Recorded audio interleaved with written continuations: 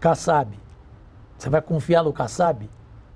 Pelo amor de Deus, não tem condições de você confiar. Você viu o que o cara fez.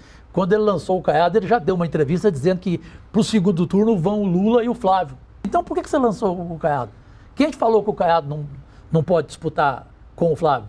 Não pode apresentar, até porque para mim ele tem muito mais preparo, muito mais experiência, ele tem 40 anos de política. O Caiado deixou claro que o Flávio não tem vivência. Né? Deixou claro na entrevista dele. E num debate, o Caiado é osso duro de roer. Osso duro de roer. Mais do que o Flávio. Muito mais. Não tem coisa. Eu tenho a impressão que se o Lula tivesse que escolher um dos dois para enfrentar, ele não escolheria o Caiado. Não, claro que não. Isso pode ajudar o Lula, esse racha na direita aí? O Flávio Bolsonaro, se ele não fosse filho do Bolsonaro, ele não seria nem vereador. Então a vantagem dele com o Caiado é ser filho de Jair Bolsonaro.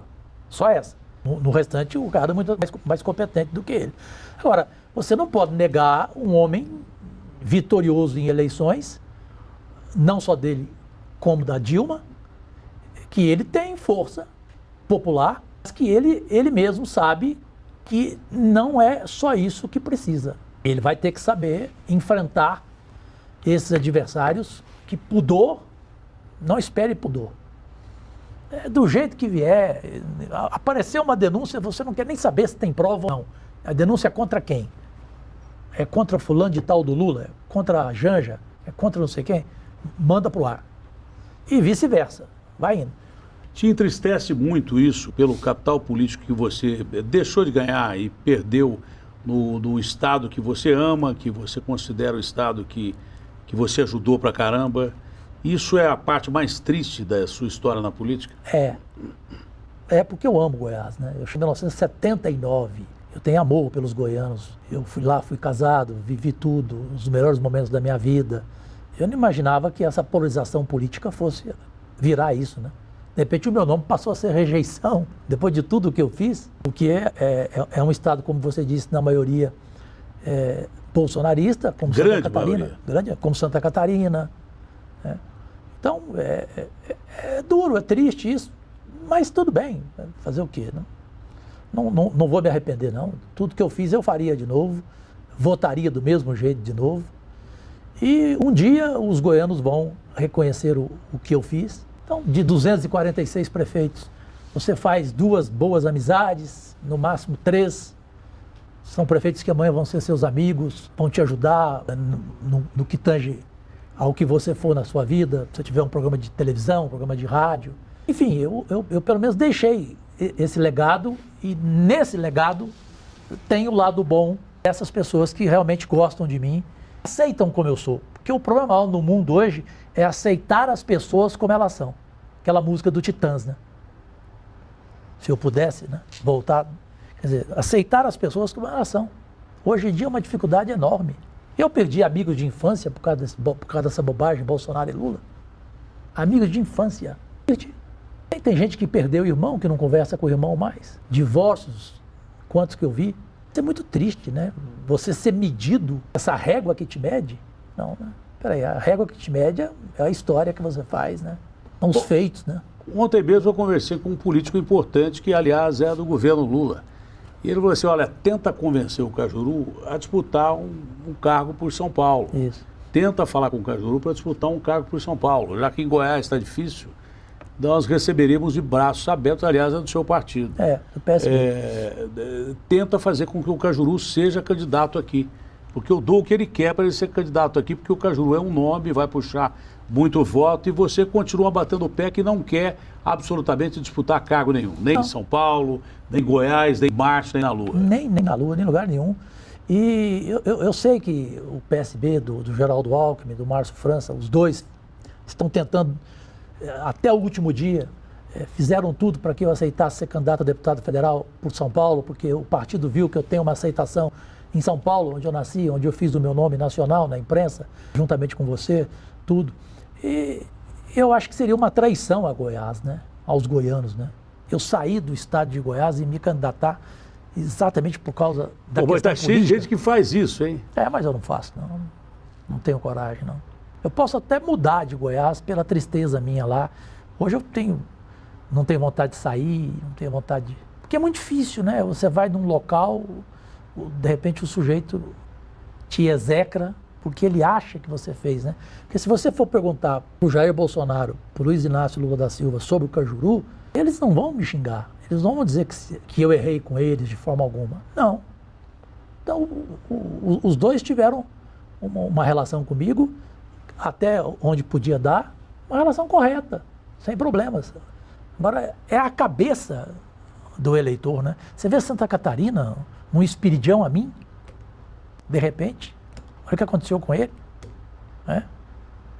É uma situação difícil. Por isso que eu te falei nomes de políticos famosos querendo sair fora, querendo desistir, porque hoje é isso aí. É essa régua que mede. Mas tudo bem. Te deixou alguma coisa positiva política, alguma coisa que te deu alegria? Pessoas que você conheceu? Pessoas, sem nenhuma dúvida. Eu falei aqui para você de Mourão, que é bolsonarista, perfeito? Ele, meu amigo, de jantar na minha casa. Ele é a esposa dele, a doutora Paula. Outros bolsonaristas que são meus amigos. Datena, fenômeno, você se lembra. Eu fiquei durante 3 anos fazendo na minha casa, toda terça-feira, um jantar com bolsonaristas na terça-feira, e eu sendo vice-líder do governo Lula. E na quarta-feira eu fazia o jantar para os lulistas. Porque eu falava para eles, lá a gente tem a nossa discussão, a nossa divergência. Aqui vamos conviver bem. E muitos concordavam.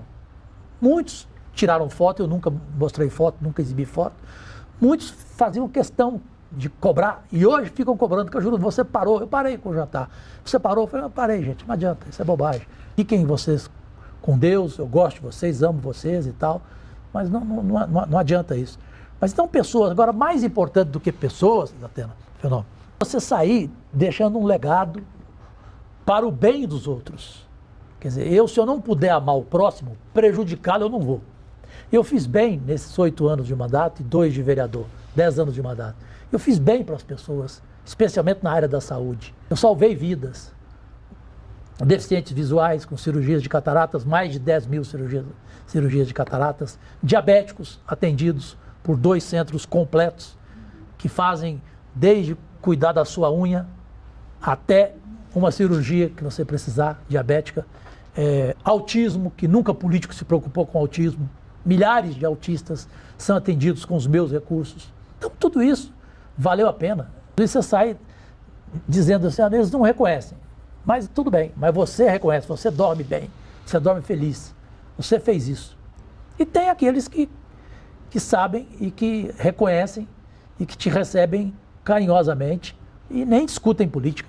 Eu quero um Cajuru amigo, pronto. Eu já ouvi muito disso, né? De senadores, de deputados, de gente que te adora de ambos os lados.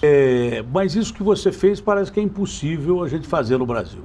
Totalmente. A convivência entre bolsonaristas e lulistas é uma coisa completamente antagônica. Isso vai se resolver na urna e tomara que não seja uma eleição sangrenta e que as instituições mantenham cada vez mais firme a democracia. E principalmente o meu temor muito grande não é só com interferência do capital, do poder econômico, mas também do capital realmente através dos Estados Unidos, que querem praticamente tornar o Brasil a mesma coisa que eles falam da Venezuela. Sim. E que tentaram fazer com o Canadá, o estado de número 51 dos americanos. Só que o Brasil é gigante demais para eles tentarem isso aqui. Mas hoje, se tentassem, por exemplo, o presidente Lula começou a dizer, a gente precisa começar a se preocupar com defesa. Isso eu venho falando há mais de 20 anos. O Brasil é um país pacífico, mas a gente não teve preocupação nenhuma com defesa. A gente não tem bala para meia hora não é de guerra, é de impedir que nos invadam. De fazer o que o Irã fez com os Estados Unidos, que achou que ia lá, ia passear no Irã, ia matar todo mundo, ia tomar conta de posto de petróleo. O Brasil não tem essa condição militarmente de enfrentar americanos e aliados e coisas que tais, e aqui é o país onde se tem das maiores riquezas de todo o planeta, desde o agro, que alimenta o mundo, até materiais importantes para a fabricação de baterias de lítio, de chips de inteligência artificial. O Brasil tem tudo, tem um mar de água doce, que é o aquífero Guarani, tem o pré-sal, descobriram mais um gigante poço de petróleo da Bacia de Campos, na verdade, tem petróleo do Amazonas, porque não é possível que o petróleo venha, que a segunda maior reserva do mundo pare na fronteira da Venezuela, que na Amazônia não tenha petróleo e outras riquezas, que já tem uma riqueza maravilhosa, que não é o ar, que todo mundo diz que a Amazônia são os pulmões do mundo. Não, não é o ar. O importante da Amazônia, também com o ar, é a biodiversidade. Claro. O que se tem de cura ali é um negócio impressionante. Então o Brasil realmente é um país que precisa tomar cuidado. Material para fabricar fertilizante a gente importa. Está lá parado no Amazonas sob domínio do Canadá. Então o Brasil tem que se preocupar com defesa mesmo, não para atacar alguém, para não ser atacado por muita gente que quer tomar as riquezas que a gente tem. Na política, tentaram calar a sua boca porque você é um cara sincero demais. No esporte, tentaram calar a sua boca porque você foi um cara sincero demais. O que é mais sujo? A política ou o futebol brasileiro? Parte técnico. Futebol tem a mesma podridão que existe na política. Evidente. Dirigente de futebol, imprensa, tem problema em todo lugar no futebol. Não tem como você falar que o futebol não tem corrupção. Como que não tem? Ué? Nós sabemos o que um Ricardo Teixeira fez, o que um Avelange fez, o que tantos outros fizeram nos clubes. Né? Eu me lembro uma coisa que eu também nunca falei. Eu entrevistei o Eurico Miranda uma vez, na Band. Aí, fenômeno. Ele falou, Cajuru, o defeito... Ele era advogado, né? O defeito seu, Cajuru, é falar que o sujeito roubou no futebol. Eu falei, como assim? O Ricardo Teixeira não roubou, Eurico? Ele falou, não, Cajuru, mas você não pode falar roubou. Eu falei, o que eu tenho que falar então? Você tem que falar pegou, Cajuru. Aí ele fez assim com a mão. Tem que falar pegou. Eu falei, qual a diferença de roubar e pegar? Ele falou, não, roubar, Cajuru, é subtrair. Pegar é alguma coisa que está aqui que você vai lá e pega. Você quer dizer então que o Ricardo Teixeira pegou? Ele falou, sim, ele pegou. Ela não roubou. Mas ele quis dizer, você não podia falar. Juridicamente você escaparia de um processo só pelo simples fato de mudar uma palavra. Exatamente. Então, você conviveu muito com o Romário, né? Demais, e convivo. E de repente foi um dos maiores jogadores da história do Brasil e passou a ser um senador da República também. O que você aprendeu com o Romário? O que o Romário aprendeu com a política? E se o Romário continua insistindo em ser político, por que é que ele continua insistindo em ser político e você não? O Romário pensa, tenho certeza, até porque eu aprendi muito com ele nesse sentido, ele pensa muito no próximo, no ser humano. Os projetos do Romário são sociais. Não espere um projeto mirabolante do Romário, politicamente falando. Não. Ele fica pensando nas pessoas. Ele tem realmente amor às pessoas. Esse é o lado bom dele, que quando você fala, muita gente te critica. Né? Porque eu vi agora o Casagrande brigando com o Romário de novo e tal. Mas você não pode tirar isso do Romário. Isso é dele. É igual você querer tirar do Lula que o Lula é um ser humano. O Lula não se alimenta de ódio dentro dele. Sinceramente, eu penso que até o Bolsonaro, tem gente do grupo do Bolsonaro que só pensa ódio. Se você discordar, se puder, te enfia uma faca. Mas eu não acredito que chega a ser nele, Bolsonaro, esse sentimento de ódio. O Lula eu tenho certeza que não, que ele não é um homem de ódio. E o Romário é um sujeito de paz. Né, um sujeito de bem. Para ele continuar na política é só por isso. Porque ele também não tem saco de ficar todo dia no plenário, não. Ele não tem paciência, não. Ele, assim como eu te falei do Mourão, de outros, eles não têm mais aquilo que antes a gente tinha, que era o glamour, como você no começo do programa falou, o Senado é um céu. Não, o Senado tem mais inferno. Paraíso. O Senado tem mais inferno do que céu. Mas tem esse lado bom. Se você quiser ajudar as pessoas, no caso meu estado de Goiás, claro que eu faria a mesma coisa para o São Paulo, mas hoje não dá para continuar na política mais, porque senão eu vou mostrar para as pessoas que eu também sou uma pessoa de ódio. Ou seja, eu deixei Goiás e fui ser candidato em São Paulo. Por quê?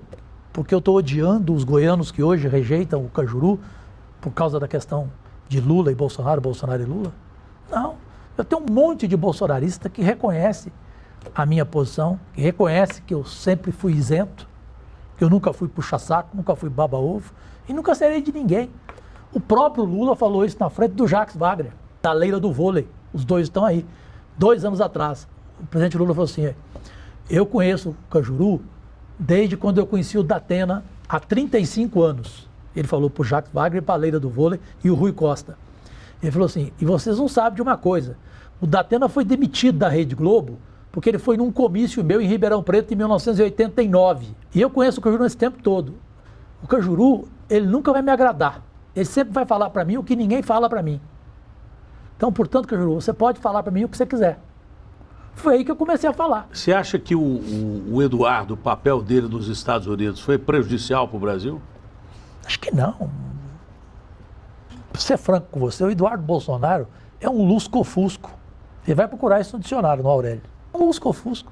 Nem brilha, nem reluz, para você não ter que perder seu tempo de olhar o Aurélio, o dicionário. O que interessa? O Flávio, eu tenho uma ótima relação com o Flávio Bolsonaro. Me respeita, me trata bem. Ele fala assim, Cajuru, você nunca subiu na tribuna aqui para falar o que a imprensa estava falando de mim. De rachadinha, disso, daquilo e tal. Você é diferenciado, Cajuru.